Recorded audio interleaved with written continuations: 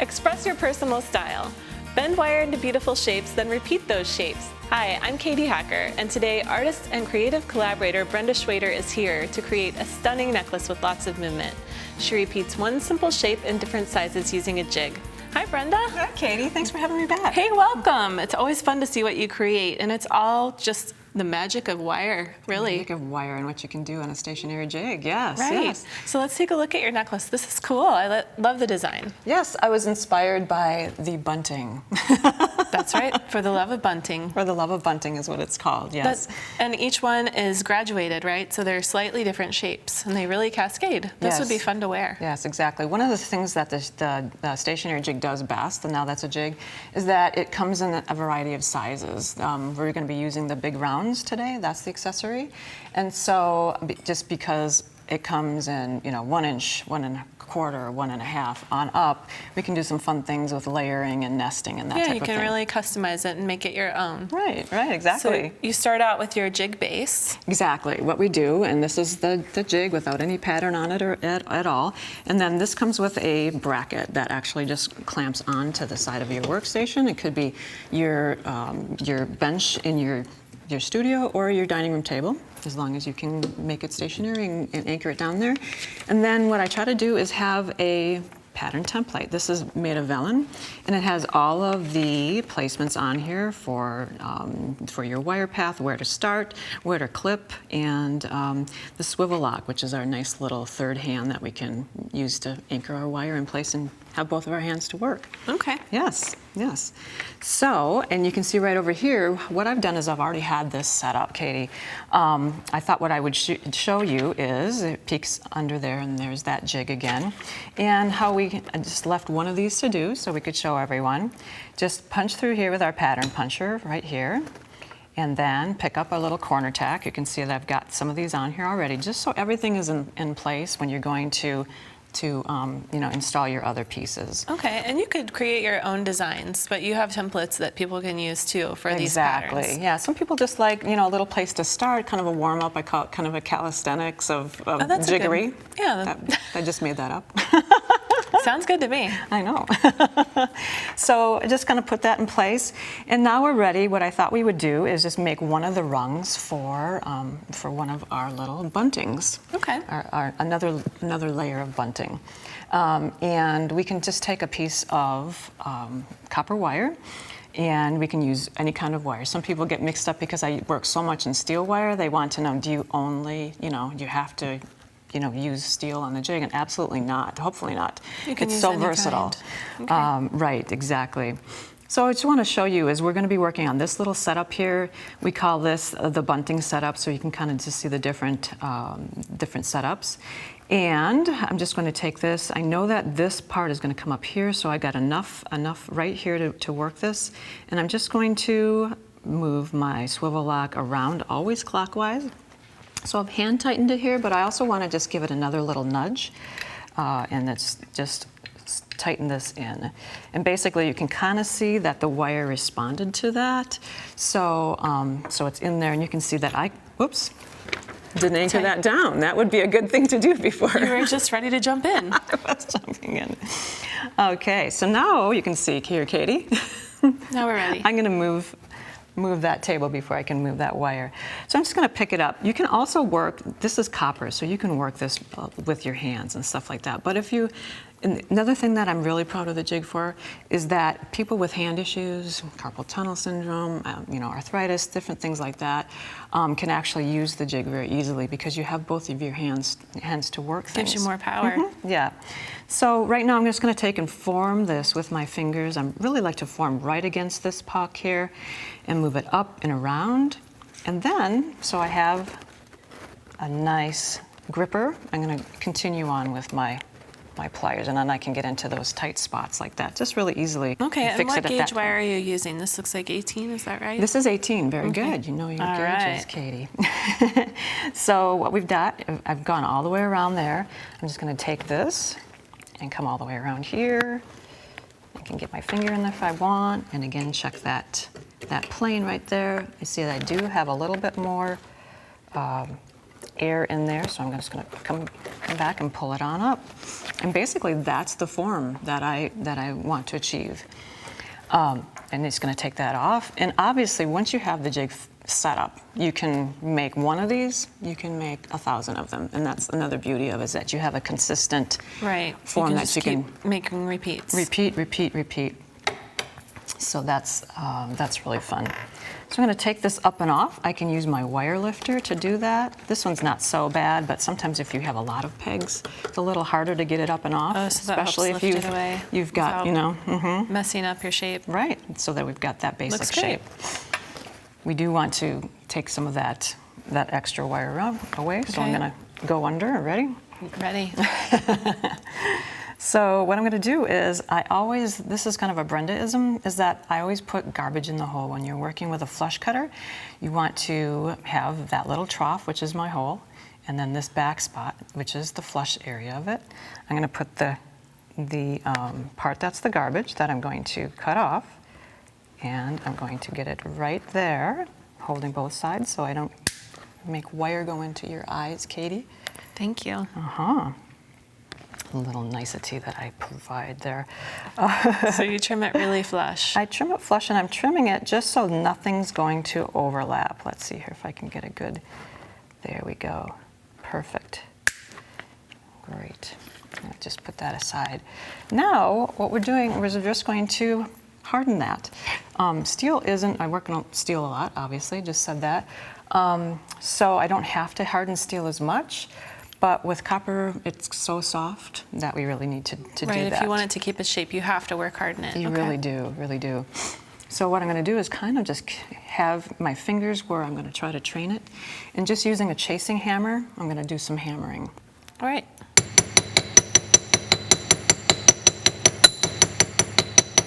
Just training it. I do try to keep your fingers away a little bit.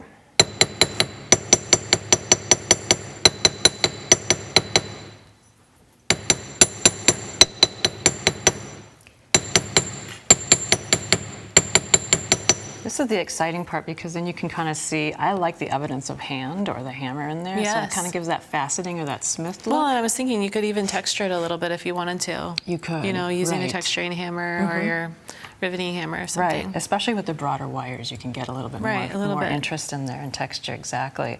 So what happens anytime you're going to hammer is you're going to, you know, kind of create something that's going to, the wire is just, you know, just trying to fight you a little bit.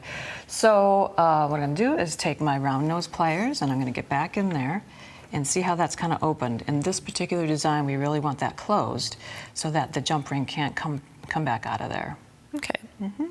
So that's what we have now.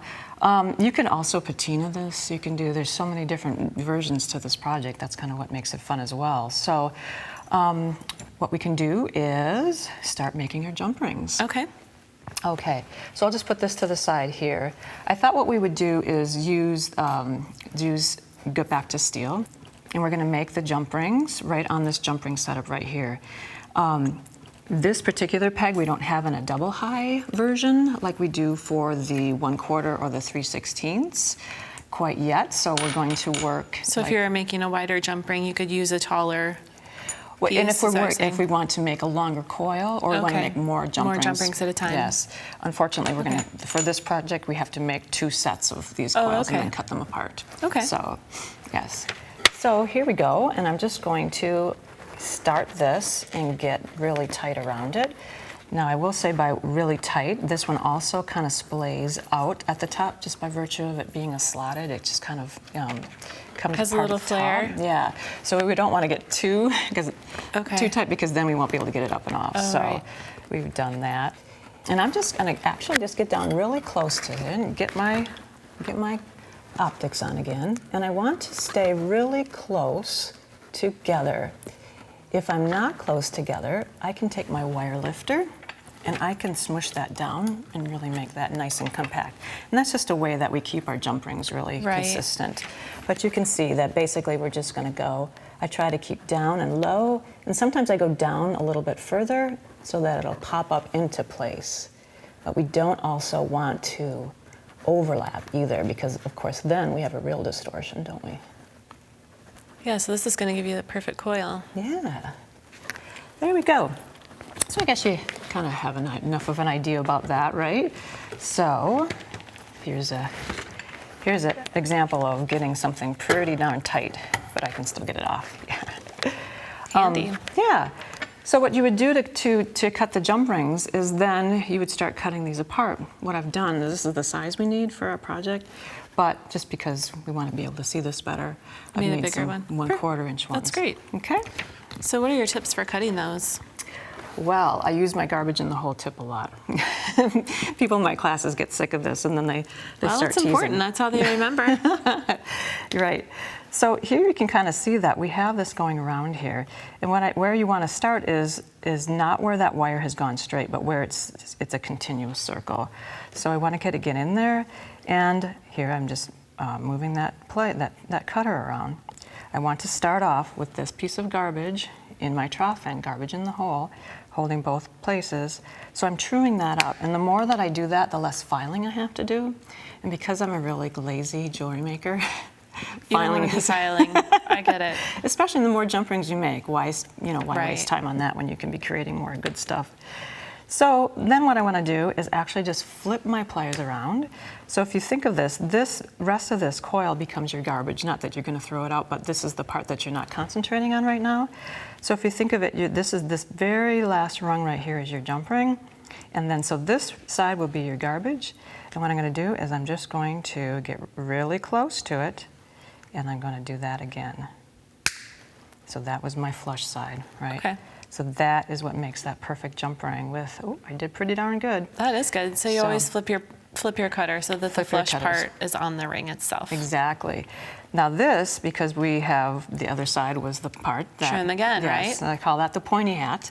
Flip it again, and then just true that up, and just get that little piece so you can start that next jump ring. Make sure you're holding your finger over it, like that. Otherwise it's going flying. It's going to go flying. And we like our friend Katie so well, we don't want that to happen. Don't.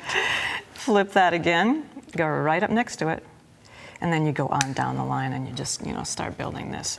I tend to do my jump rings this way just because I'm, again, the lazy jeweler and don't want to get the saw out and saw a bunch. It's easy. Yeah, and when you need jump rings, it seems like for me, I'm always a little bit, that's not the important part. I want to get back to the creating. The jump rings are just exactly the little extra that I have to have, the necessary thing. And quite frankly, everything's so custom to what I do. What gauge do I want? What's the diameter?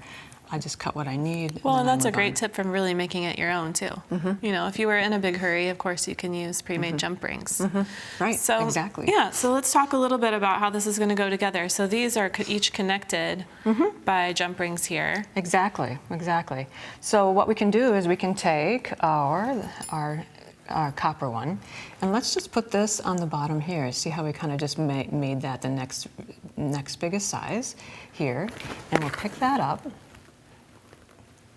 That looks good with the different colors too. I love seeing the metals together. Yeah, it's kind of fun. And this is the brass one that I made, and it's just kind of like showing just what you could do.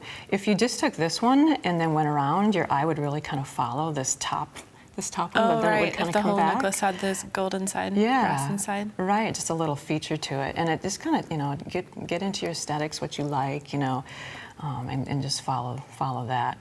So what we're going to do is I'm going to kind of lay this here so that I know where I want it. Then I'm going to take the jump ring that actually fits and grab 2 of my pliers. Let's see here. We can use this round one for now. Okay. Normally what I would do is I would probably grab your 2 flats or your chain. Yeah, or even my bent nose one. I really like that one. Let's see here. It's going to kind of go under. Okay. Let's see if I can't fit this together. Okay. You can kind of go. Right now, I didn't open it fast or far enough. That's one of the things that I tend to do most often. Okay, so grab this. And it's kind of a little bit different. It's not like you can actually just sort of layer them. What we're doing is we're stepping them down. So I kind of want to come at it from the side, Katie. Okay. And it's a little bit directional. You kind of have to have it laid out the way that you want it to end up, right? Yeah, yeah. And honestly, with this one, I can't do too many of them ahead of time. Right. I get too confused. I have to do one at a time. That makes sense. Right, right. So we're just going to take that one, then I've got it in place. Okay. And then I'm going to go ahead and close that up. Yeah, so you can see how it lays together. Mm-hmm, exactly. There we go. That's pretty good. So you get the hint there. Yeah. Yeah. And then for attaching your stacked components, it's the same idea. You're jump ringing them together at the top. Exactly. This one is so simple, and that's what kind of is fun about this, is you have this simple shape, and just by virtue of how you're arranging your jump rings together, you have this elaborate, really thing. Well, and you can even add beads. If you wanted to add beaded sections in between, instead of jump rings, you could put a bead link here or something, add some chain. Yeah, so, yeah, exactly. You know, I forgot, you're going to show us how to do the clasp. Oh, yes. Let's do that, because we want our jewelry to stay on. Let's finish this. That's right, Awesome. we want to wear it. Yeah, very good. So here's what I did. In this particular instance, I wanted this bunting to sort of just be everything. And sometimes I like my clasp to be focal. Other times I just want them to sort of go away. And this one is, so I made this tiny, I call it the tiny hook clasp. So let's get this one. Again, we're going to lock this in place. I'm just going to give myself like a 2-3 inch lead there. Again, hand tightened it in that clockwise motion. And as I tighten, you'll see the wire responding. I just want it to go down. There we go. Again, it's really in there so that you know that it's helping you all the way through here. So what I'm going to do is, there's a wire path there that I'm going to follow. And this one is sort of a little figure 8 motion. I'm going to get that through there. And this one, there's not. This was definitely a tight hole, a little tight spot there that I'm going to do. And I'm going to actually come through there again and get my chain nose pliers and really pull on that so that I've got that perfect loop. Okay? Get that out of my way. Obviously, I've got way too much wire there, but with steel, you can do that. Now here what I'm going to do is, there's sort of that jaunty angle that Kate Richburg always tells us about. I love that. I'm going to make that right on the jig so that I know exactly where that is, and I can kind of follow that wire path there, put it straight down, and then bend that right back. So I've got that placement right when it's on the jig, so why not use the jig as much as you possibly can to be holding your work. Right. Okay. So let's grab here, swivel that away, and pull that off. This way, it looks sort of silly right now, but just watch after a couple of claps. It's transformed. Yes. We will quickly, again, garbage in the hole. I do get redundant with that. That's okay, it's easy to remember that way. Mm-hmm. And then I'm just going to take here and get this one out of the way. We do our finishing just as we did with the rest. We have our tiny clasp ready to put onto our bracelet. Perfect. You can just hook it all together. Yeah. All right. Well, Voila. Thanks so much, Brenda. This is Katie. awesome. You can really make it your own.